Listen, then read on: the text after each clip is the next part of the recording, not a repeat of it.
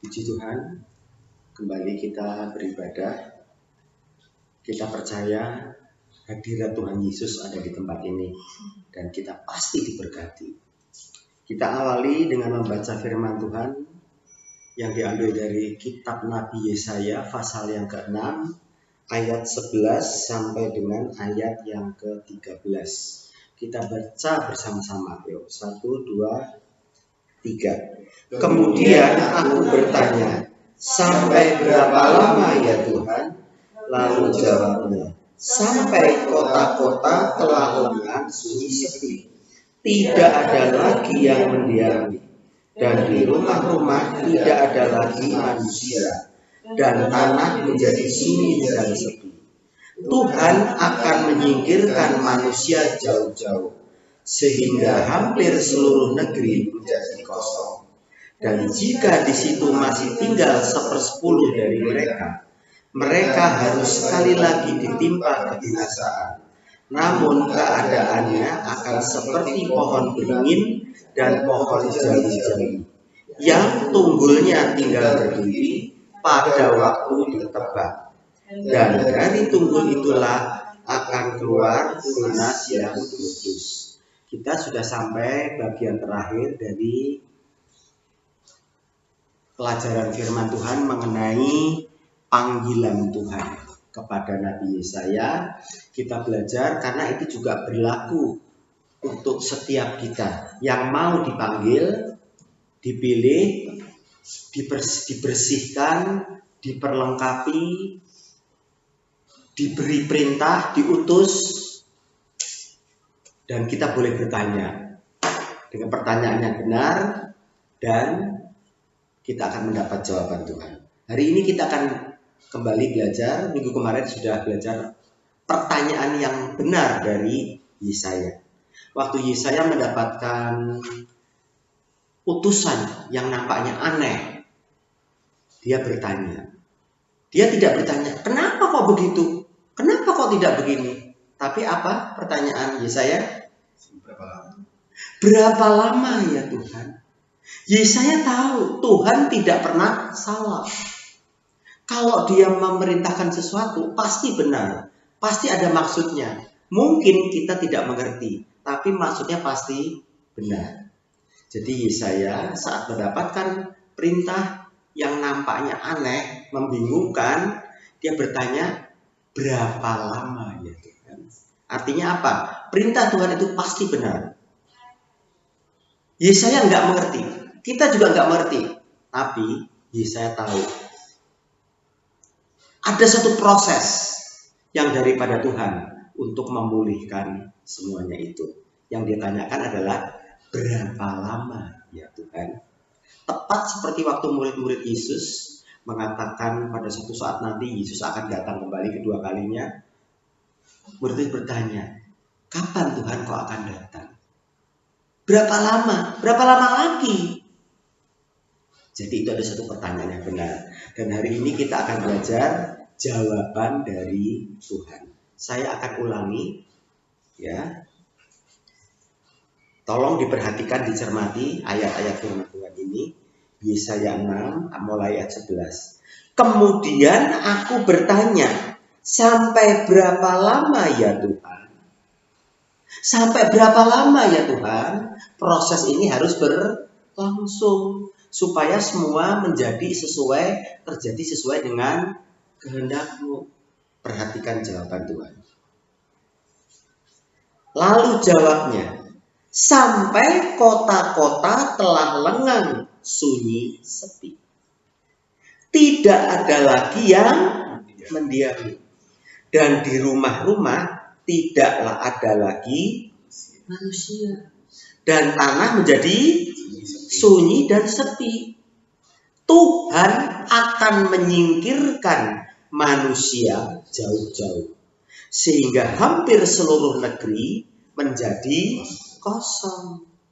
Dan jika di situ masih tinggal 1/10 dari mereka, mereka harus sekali lagi ditimpa kebinasaan.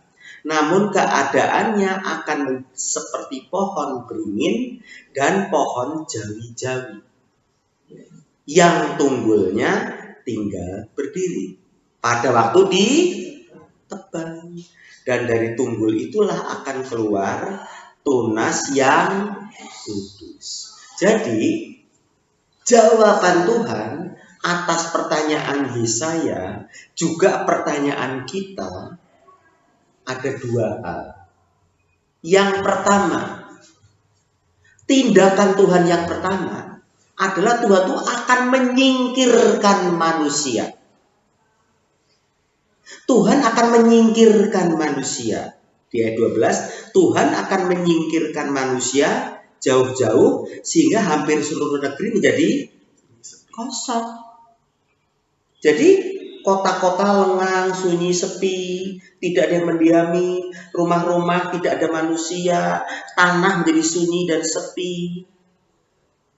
Jadi yang pertama, Tuhan akan menyingkirkan manusia. Kalau Tuhan berniat menyingkirkan manusia, pasti ada sebabnya. Nggak mungkin cuma iseng-iseng. Termasuk Israel dibuang. 10 suku dibuang ke Asyur. Yang 2 suku ke Babel. Babelnya selesai, ganti media Persia. Media Persia kan ganti Yunani. Yunani ganti Romawi. Sampai akhirnya Yesus datang. Jadi yang pertama adalah Tuhan akan menyingkirkan manusia. Apa maksudnya? Nanti kita akan pelajari.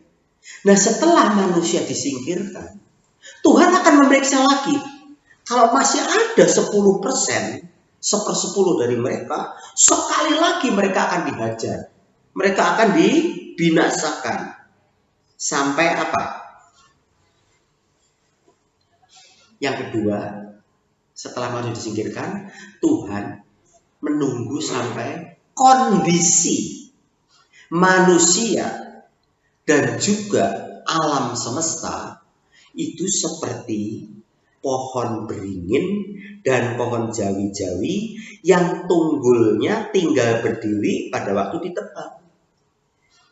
Selama pohon itu masih tinggi, masih besar, Tuhan tidak akan berbuat. Tuhan akan menghabiskan semua. Nah, di sini dikatakan pohon beringin dan pohon jawi-jawi tinggal tunggulnya. Artinya apa? Daunnya, batangnya, rantingnya, pokoknya semua ditebang. Tinggal apa? Tunggulnya. Tunggulnya itu tinggal batang yang paling pokok yang dekat sama akar. Karena apa? Dari tunggul itulah akan muncul tunas yang kudus. Ini berbicara mengenai persiapan lahirnya, datangnya Juru Selamat, Yesus yang akan menyelamatkan manusia. Oke ya? Nah, sekarang kita akan belajar mengapa manusia harus disingkirkan. Kenapa manusia harus disingkirkan? Kenapa manusia harus dibuang?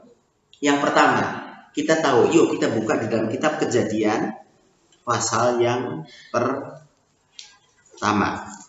Di dalam kitab Kejadian pasal yang pertama, setelah penciptaan selesai 6 hari, ya, yang paling akhir diciptakan itu adalah manusia. Nah, di dalam Kejadian 1 ayat 26 sampai 28 begini. Berfirmanlah Allah, baiklah kita menjadikan manusia menurut gambar dan rupa kita, supaya mereka berkuasa atas ikan-ikan di laut, burung-burung di udara, dan atas ternak, dan atas seluruh bumi, dan atas segala binatang melata yang merayap di bumi. Jadi manusia itu diciptakan untuk apa? Berkuasa di seluruh bumi, yang di air, yang di udara, yang di daratan. Harus dikuasai, dikelola oleh manusia. Ayat 27, maka Allah menciptakan manusia itu menurut gambarnya. Menurut gambar Allah diciptakannya dia, laki-laki dan perempuan. Diciptakannya mereka. Allah memberkati mereka. Lalu Allah berfirman kepada mereka, beranak cuculah dan bertambah banyak. penuhilah bumi dan taklukkanlah itu, dan berkuasalah atas ikan-ikan di laut dan burung-burung di udara dan atas segala binatang yang merayap di bumi. Jadi kita harus tahu, manusia itu adalah ciptaan yang paling istimewa. Yang lain diciptakan dulu semua, baru manusia. Karena semua itu akan ada di bawah kuasa manusia. Manusia harus ngapain? Memenuhi bumi, menaklukkan, menguasai. Di dalam Kejadian 2 ayat yang ke-15, waktu manusia sudah diciptakan dan Tuhan sudah membuat taman, firman Tuhan mengatakan demikian. Tuhan Allah mengambil manusia itu dan menempatkannya dalam Taman Eden. Untuk apa? Mengusahakan dan memelihara taman itu. Nanti kalau taman itu sudah selesai, nanti seluruh bumi, termasuk ikan di laut, di air, burung di udara, semua binatang di darat, seluruh alam harus diusahakan, dikelola. Tujuannya supaya apa? Apa tujuan Tuhan? Manusia diberi kuasa, suruh mengelola, mengerjakan taman. Tujuannya apa? Supaya menjadi apa? Supaya alam semesta yang masih liar, binatang yang seperti itu adanya, itu semua dikelola, dikerjakan jadi baik. Semakin lama semakin baik. Tapi yang terjadi bagaimana? Manusia jatuh dalam dosa. Akibat manusia jatuh dalam dosa, yuk kita buka dalam Kejadian 3. Mulai ayat yang ke-16. Kita bacakan ya. Kejadian 3 ayat 6. Mulai ayat kan aja dah. 17, mulai 17 ya. Lalu firman-Nya kepada manusia itu, karena engkau mendengarkan perkataan istrimu dan memakan dari buah pohon yang telah kuperintahkan kepadamu, jangan makan daripadanya, maka terkutuklah tanah karena engkau.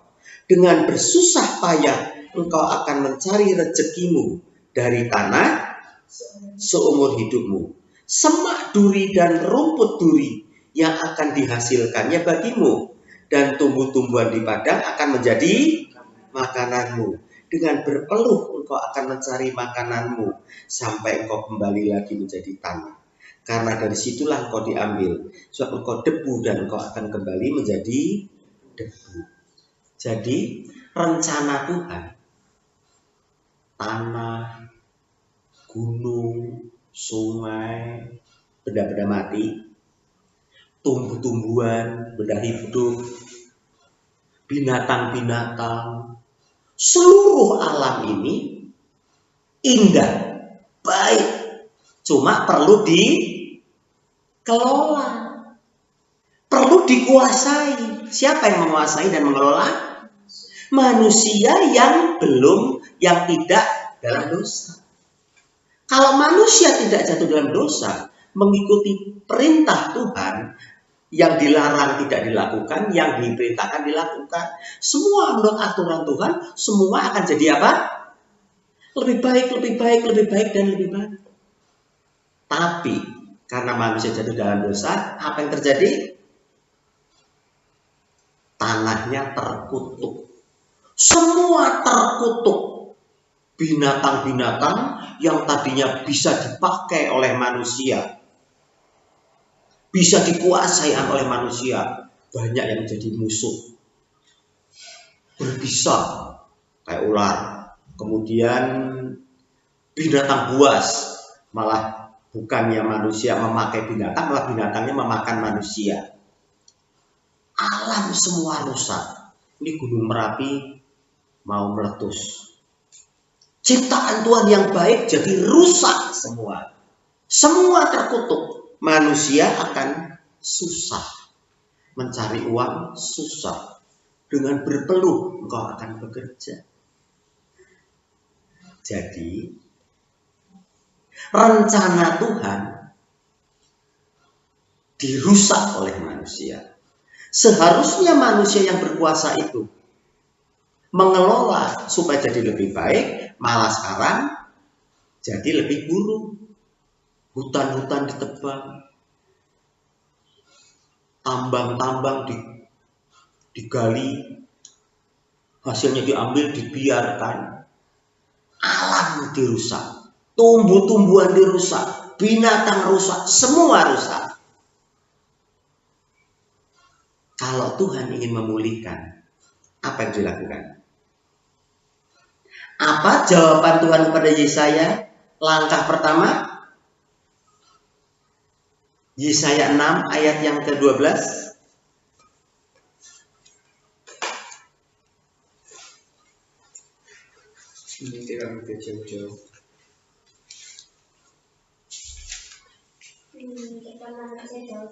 Tuhan akan menyingkirkan manusia jauh-jauh, sehingga hampir seluruh negeri menjadi kosong.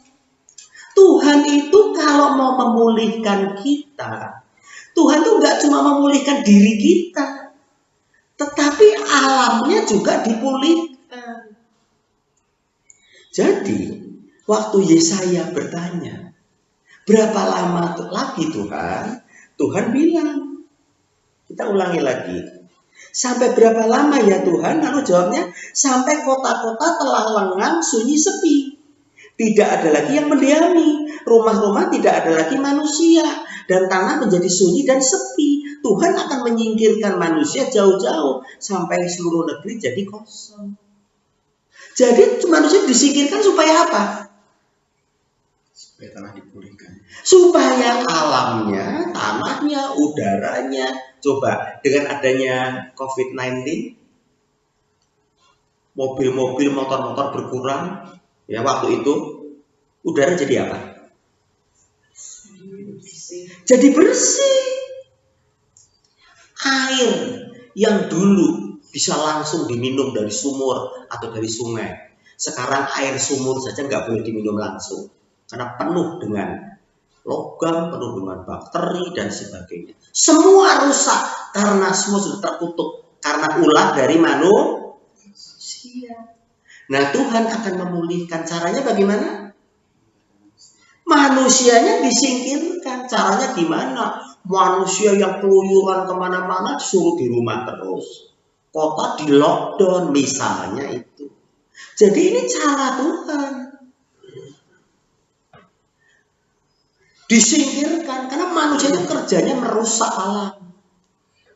Kepandaian, kecerdasan, keistimewaan manusia yang luar biasa bukan digunakan untuk mengelola dan mengerjakan, tapi digunakan untuk keserakahan. Orang kerja dulu ya, Tuhan bekerja 6 hari lamanya bekerja, hari ke-7 istirahat. Sekarang 1 hari dulu kalau kerja umumnya berapa? Saudara ada berapa jam? 24. Kalau umum itu kerja berapa jam? 8 jam. Sekarang 24 jam, 24 jam kerja. Shift 1, shift 2, shift 3. Masih lembur. Semua itu bukan karena apa-apa. Karena keserakaan manusia. Ingin lebih banyak, lebih banyak, lebih banyak. Akibatnya apa? Alamnya hancur. Nanam padi, pakai pestisida, pakai obat ini. Akibatnya apa? Tanahnya rusak. Pabrik didirikan di mana-mana, limbahnya kemana-mana, sungainya rusak, airnya kotor, udaranya kotor. Kota-kota di Amerika yang banyak industrinya, tiap hari gelap pekat. Karena apa? Matahari nggak kelihatan. Nah, saat Tuhan ingin memulihkan manusia, satu, disingkirkan. Manusianya disingkirkan supaya apa? Supaya manusia itu bisa diproses, supaya bertobat, diajari yang benar, dihukum, dicambuk supaya jadi benar. Yang kedua, alamnya bisa diperbaiki, kembali ke alam. Tanah diperbaiki, udara diperbaiki, air diperbaiki. Jadi bukan cuma manusianya. Kalau manusianya yang dibersihkan, alamnya tetap rusak, ya tetap nggak benar juga. Tuhan tuh kalau kerja tuntas. Manusia itu diproses. Tuhan pakai Babel, Nebukadnezar, supaya manusianya bertobat. Karena dulu nggak dengar perintah Tuhan, melanggar firman Tuhan, dosa dan kesalahan berulang-ulang. Dan akibatnya apa? Akibat dari semuanya itu, alamnya rusak, manusianya semakin jauh dari Tuhan.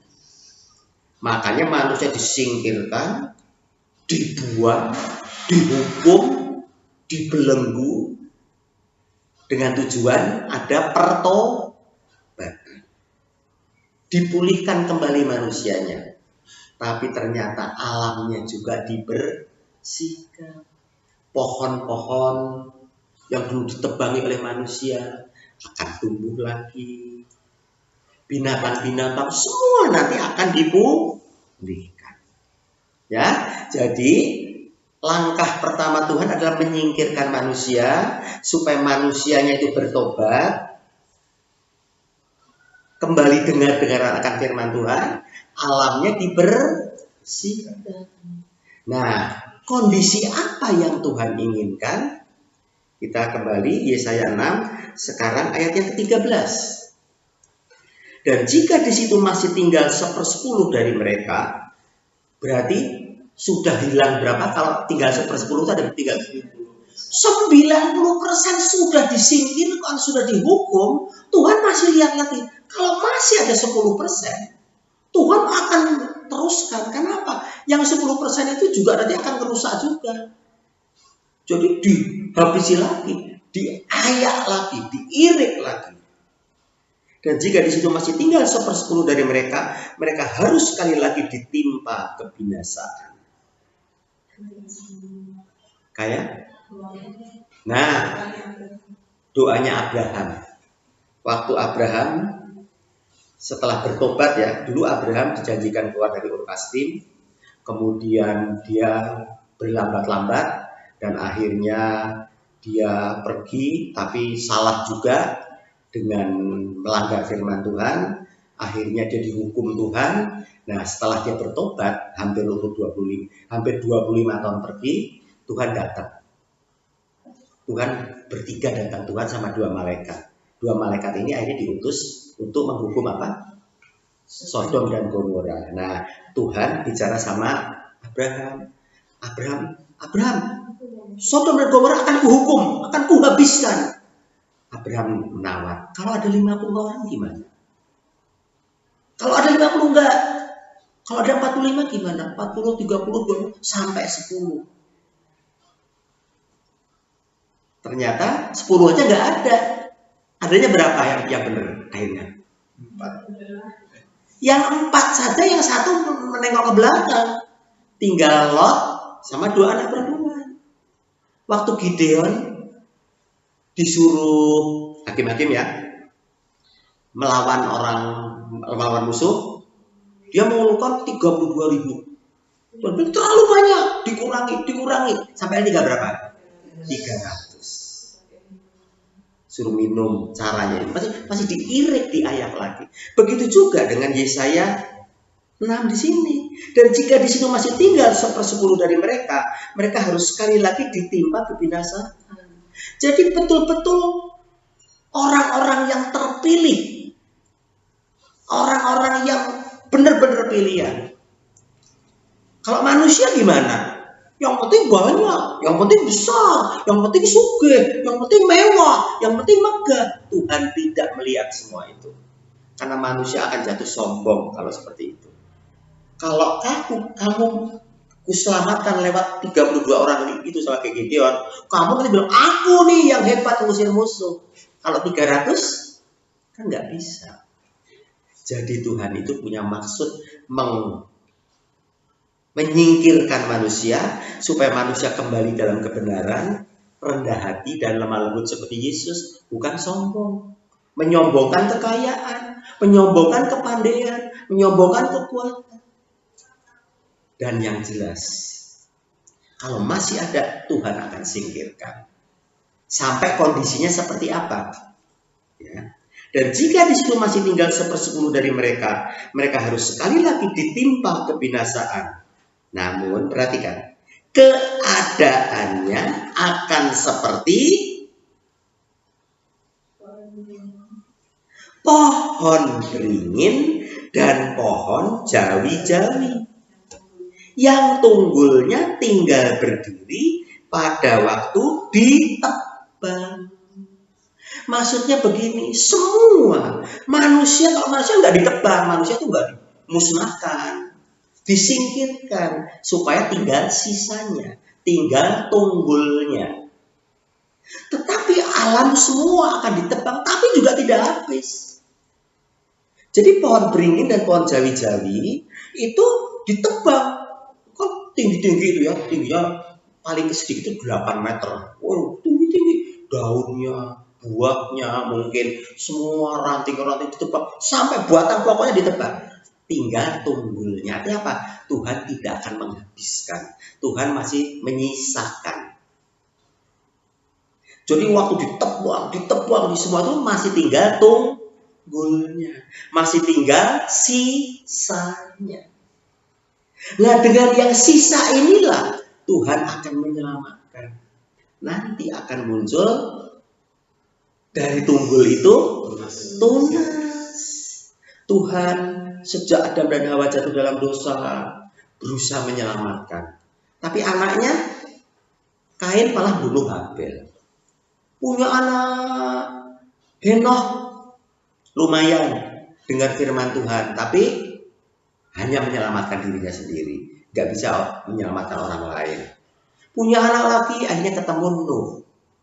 Tuhan menyingkirkan, disisakan Nuh. Berapa orang? 8. Terus berkembang lagi, ketemu Abraham. Abraham keliru, Ishak keliru lagi, Yakub jadi bangsa keliru lagi, punya Raja Saul keliru lagi, sampai terus akhirnya muncul Daud. Daud juga ternyata keliru juga. Tapi dari tunas Daud itulah muncul Mesias. Mesias itulah, Yesus itulah tunas yang tumbuh dari sisa-sisa, dari tunggul-tunggulnya itu. Itu rencana Tuhan mengenai pemulihan. Nanti kalau kita bisa semuanya itu, nanti kita akan bisa melihat rencana Tuhan. Ayo, sekarang kita lihat, apa betul sih seperti itu? Nanti Tuhan akan memulihkan ya, tuh manusia disingkirkan untuk diproses. Tinggal sisanya. Alamnya dibersihkan supaya semuanya menjadi lebih baik. Oke, yuk, kita buka Yesaya 11.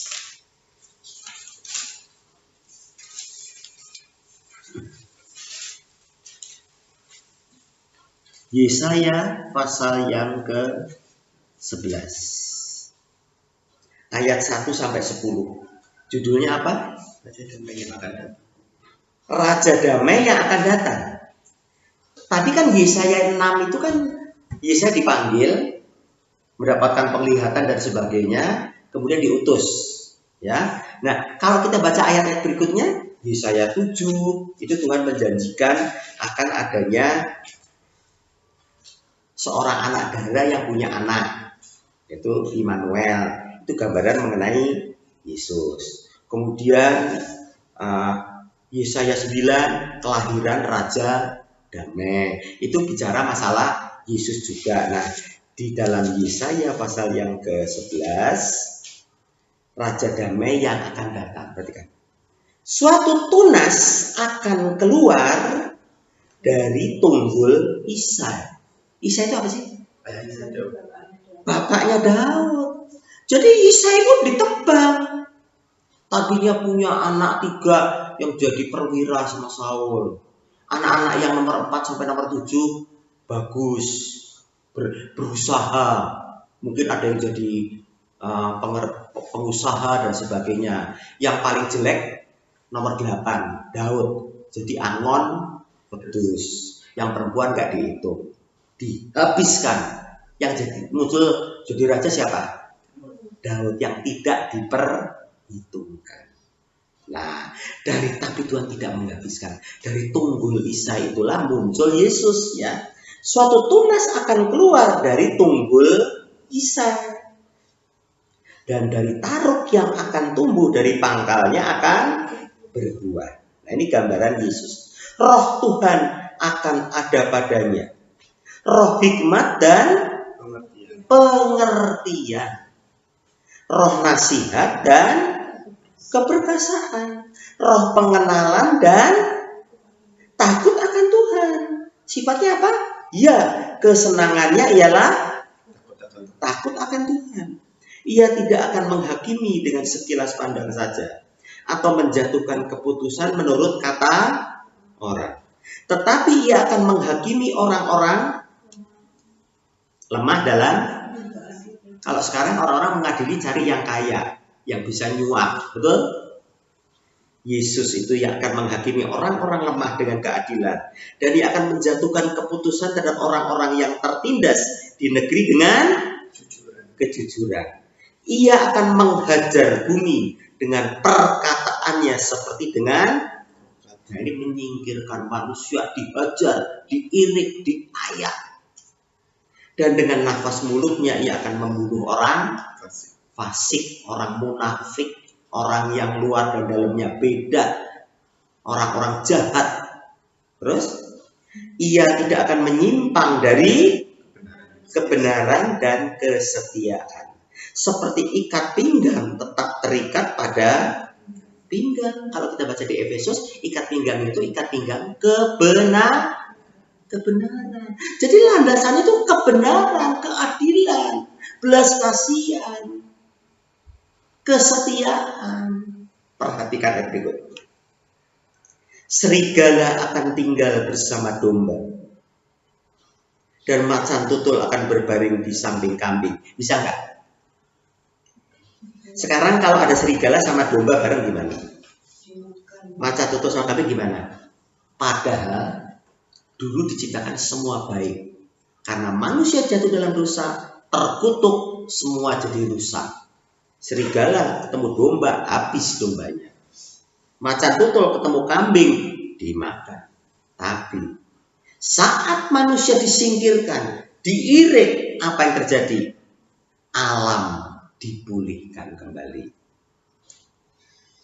Bisa dipahami?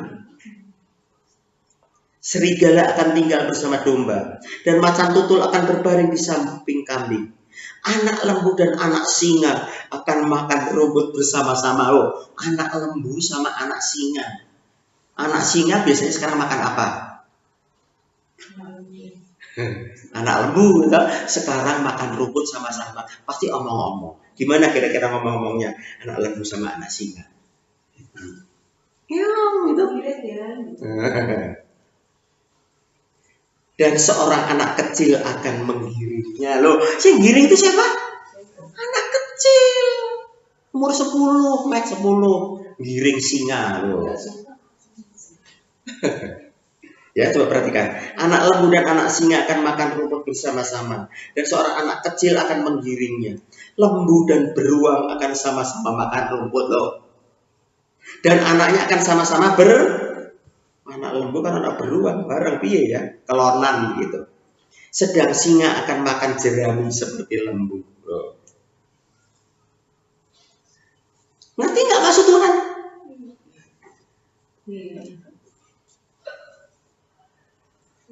Yang tidak mungkin itu buat Tuhan jadi mungkin.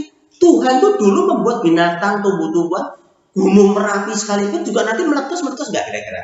Kalau nanti Tuhan datang, tetap meletus. Karena itu untuk menyuburkan tanah, tapi tidak akan menjadi bencana. Air laut nanti ada tsunami, ada, hanya untuk mungkin itu membasuh aja, tapi tidak akan jadi bencana, tidak akan jadi malapetaka. Semua itu baik, amat sangat baik. Rusak karena dosa. Nah, ayat 8. Anak yang menyusu. Anak itu kalau menyusu sampai umur berapa ya? Dulu yang menyusu paling banyak siapa di sini? PP ya? PP sama anggap aja 2 tahun gitu ya. Anak yang menyusu, berarti umur 2 tahun, akan bermain-main dekat liang ular tedung. Ular paling bisa. Dan anak-anak yang cerai susu akan mengulurkan tangannya ke sarang ular. Ularnya gigit nggak? Enggak. Karena semua alam sudah dipulihkan. Tidak ada yang akan berbuat jahat atau yang berlaku busuk di seluruh gunungku yang kudus. Sebab seluruh bumi penuh dengan pengenalan akan Tuhan. Seperti air laut yang menutupi dasarnya. Maka pada waktu itu Taruk dari pangkal Isai akan berdiri sebagai panji-panji bagi bangsa-bangsa. Dia akan dicari oleh suku-suku bangsa dan tempat kediamannya akan menjadi Tuhan memulihkan bangsa-bangsa. Semua manusianya jadi benar, alamnya semua jadi baik. Itu jawaban Tuhan terhadap pertanyaan Yesaya. Berapa lama lagi Tuhan? Jadi kalau kita sekarang ini sedang mengalami kondisi-kondisi, Tuhan tanya, Tuhan berapa lama lagi Tuhan prosesnya ini? Sebentar lagi kok. Sebentar lagi. Pasti aku sudah ngirik. Sudah banyak yang terbuang. Kalau masih ada 10 diirik lagi. Tuhan akan memulihkan alam semua. Tuhan akan memulihkan manusia. Karena dari tunggul Isai sudah muncul tunas, yaitu Mesias. Mesias itu sudah datang belum sekarang? Mesias sudah datang, tapi kerjaannya belum rampung. Betul? Dia datang ke dunia. Dia menebus dosa sudah belum? Sudah. Dia membereskan orang-orang yang mati sebelum dia lahir? Sudah. Itu dikubur 3 hari 3 malam. Kemudian dia sudah memperlihatkan, dia malahkan maut belum? Sudah. Dia menampakkan diri, bisa menembus tembok dan sebagainya. Sudah ya? Sudah naik ke surga sebelum? Sudah mencurahkan Roh Kudus belum? Jadi Roh Kudus sudah ada pada kita ya? Sudah siap membimbing kita ya? Asalkan kita dipenuhi oleh Roh Kudus. Bukan cuma punya Roh Kudus. Akan muncul buah-buah roh. Akan ada karunia-karunia roh. Sambil nunggu. Berapa lama lagi Tuhan? Seperti murid-murid. Tanya, berapa lama lagi Tuhan? Jawabannya adalah, manusia sekarang sedang disingkirkan. Alam sedang dipulihkan. Nanti pada yang kedua kali Yesus datang lagi. Bukan sebagai anak domba. Tapi singa dari suku Yehuda. Penuh dengan kuasa akan memulihkan kita semua. Bisa dipahami sampai di sini? Sekarang kita belajar kondisinya. Keadaannya seperti apa? Kembali ke Yesaya 6.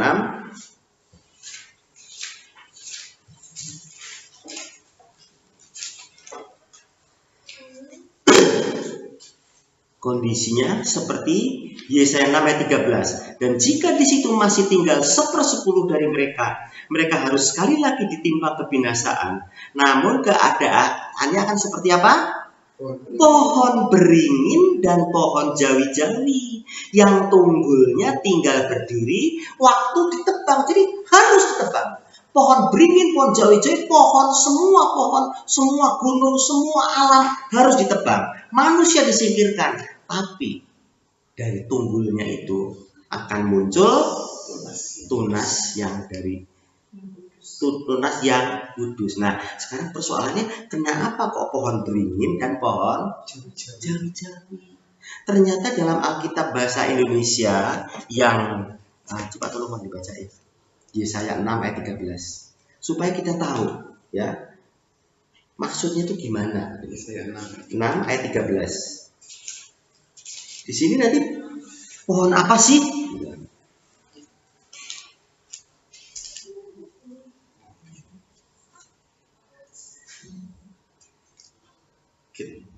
Terjemahan apa ini? Terjemahan lama. Kitab Nabi Yesaya 6 ayat 13. Tetapi dalam 10 asa daripada orang itu akan lagi di dalamnya, dan ia itu akan kembali supaya dimakannya habis akan hasilnya. Maka seperti pohon jati dan pohon balut setelah dikerat dahannya adalah lagi berbatang. Demikian pun tinggal lagi batang bagi mereka itu, yaitu benih yang suci itu. Jati dan Balut. balut. Di Indonesia yang baru, pohon beringin dan pohon jawi-jawi. Ternyata terjemahan lama ini terjemahan sebelum Indonesia merdeka loh ini.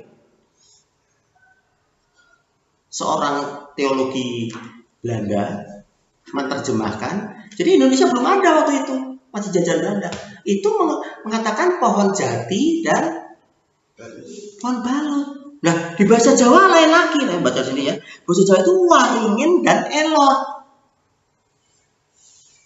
Jadi maksudnya apa? Mau nggak mau kita harus kembali ke bahasa aslinya. Karena terjemahannya bingung, membingungkan. Nah, seperti apa maksud daripada Tuhan dari semuanya itu? Nah ya, jadi kalau betul terjemahan ini begini, terjemahan bahasa Sunda begini, terjemahan bahasa Batak begini, terjemahan itu, semua itu intinya adalah mengenai satu pohon yang ada di dalam Yesaya, Hosea 4. Yuk kita buka Hosea pasal yang keempat supaya kita jelas. Hosea pasal yang keempat.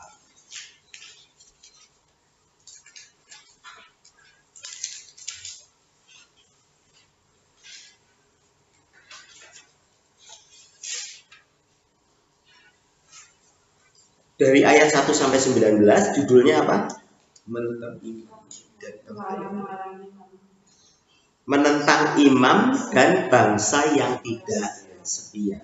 Jadi ini bicara Israel, bangsa pilihan, punya imam yang menghubungkan dengan Tuhan, tapi ajarannya ngawur. Ya, dengarlah firman Tuhan, hai orang Israel. Sebab Tuhan mempunyai perkara dengan penduduk negeri ini. Sebab tidak ada kesetiaan, tidak ada kasih, dan tidak ada pengenalan akan Allah di negeri ini. Hanya mengutuk, berbohong, membunuh, mencuri, berzina, melakukan kekerasan, dan penumpahan darah, menyusul penumpahan darah. Sebab itu negeri ini akan berkabung, seluruh penduduknya akan merana, juga binatang-binatang di padang dan burung-burung di udara. Bahkan ikan-ikan di laut akan mati lenyap. Hanya janganlah ada orang mengadu, jangan ada orang menegur. Terhadap engkaulah pengaduanku itu, hai imam. Engkau akan tergelincir jatuh pada siang hari. Juga nabi akan tergelincir jatuh bersama-sama engkau pada malam hari. Dan aku akan membinasakan ibumu. Umatku binasa karena tidak mengenal Allah. Karena engkaulah yang menolak pengenalan itu, maka aku menolak engkau menjadi imamku. Dan karena engkau melupakan pengajaran Allahmu, maka aku akan melupakan anak-anakmu. Makin bertambah banyak mereka, makin berdosa mereka kepadaku. Kemuliaan mereka akan kutukar dengan kehinaan. Mereka mendapat rezeki dari dosa umatku dan mengharapkan umatku itu berbuat salah. Maka seperti nasib rakyat, demikianlah nasib imam. Aku akan menghukum dia karena tindakan-tindakannya, dan aku akan membalaskan perbuatan-perbuatannya kepadanya. Mereka akan makan tapi tidak menjadi kenyang. Mereka akan bersundal tapi tidak menjadi banyak. Sebab mereka telah meninggalkan Tuhan untuk berpegang kepada sundal. Perhatikan ya. Ini tujuannya kepada imam dan kepada bangsa pilihan. Artinya orang yang dianggap mengenal Tuhan tapi ternyata tidak mengenal Tuhan. Kalau orang pilihannya seperti itu, yang lain gimana? Lebih lagi. Makanya Tuhan akan menghajar umat pilihannya. Imam-imamnya, nabi-nabinya harus dibersihkan dahulu.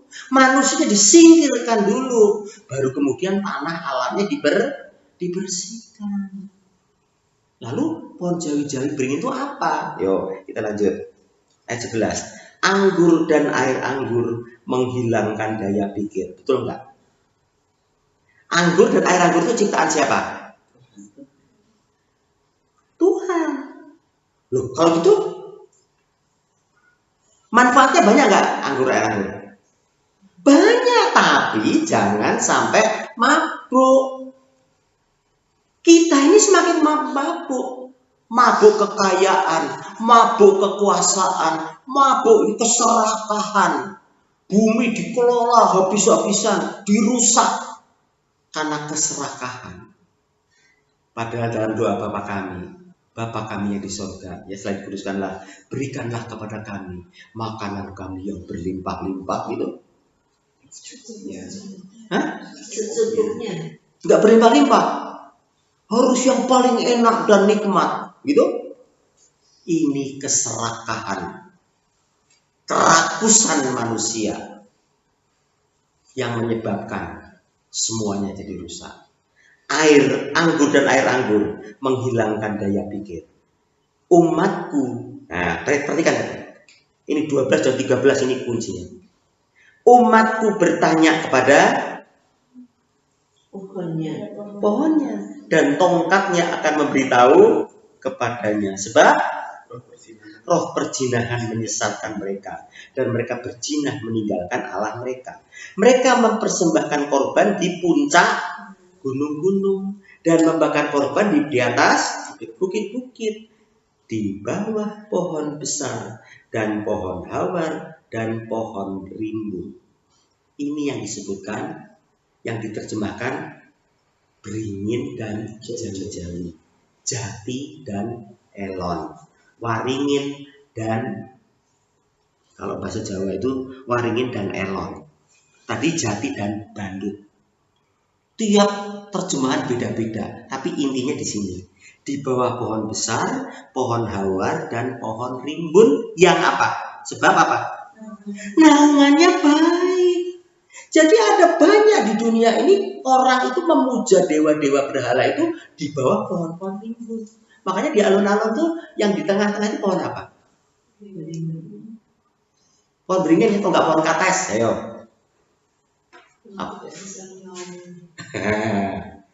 Indah besar. Ada partai aja simbolnya pohon beringin, ya toh? Oh enggak pohon kates, apa pohon mangga misalnya, mendingan ya mangga ya. Karena itu. Jadi di sini dimaksudkan pohon rimbun. Jadi kalau dalam bahasa aslinya nggak ada namanya. Karena ini gambaran pohon yang jadi sesembahan manusia. Gunung jadi sesembahan manusia. Aku melayangkan mataku ke gunung-gunung. Dari manakah akan datang pertolongan? Gunung itu gambaran orang kaya, orang berkuasa, orang-orang yang jadi sesembahan. Tuhan nggak mau itu. Kita bertanya sama pohon itu ya. Umatku bertanya kepada pohonnya. Bertanya sama kekayaannya. Bertanya sama duitnya. Kita perlu duit. Kita perlu kekayaan. Tapi Tuhan nggak mau kita mempertuhankan itu semua.